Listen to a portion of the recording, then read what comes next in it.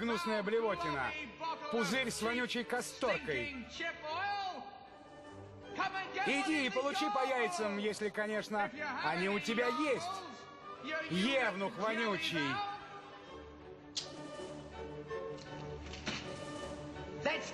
Вперед, ребята! This knife is designed for violence. This is roughly how the article A Toy That Kills by writer Jack Harrison Pollock began when it was published in 1950 in Companion magazine.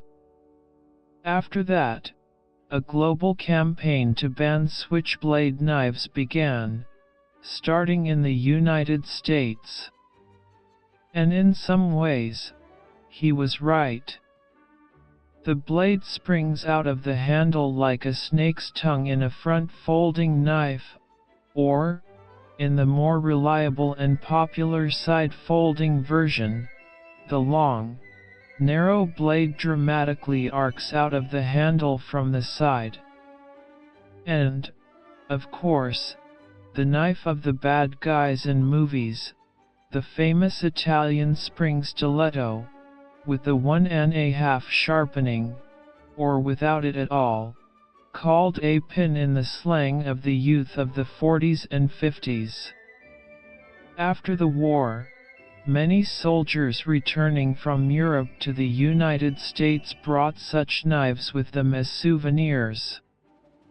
The second half of the 1940s was the heyday of the switchblade knife, which was popular among young people, street criminals, and ordinary people who bought such knives for everyday use or for their collections.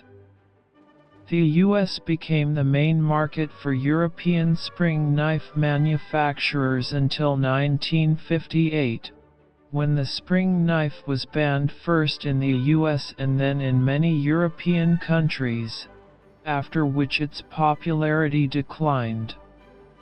In the USSR, spring knives were mainly handmade and often had original design features.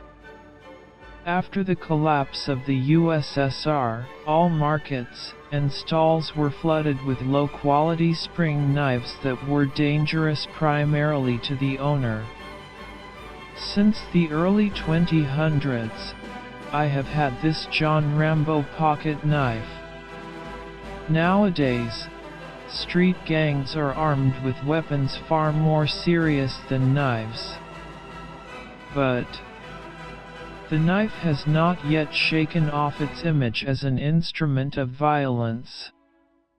Perhaps because this is partly true? Here is a short compilation from films in my collection that once again demonstrates the popularity of this tool in cinema.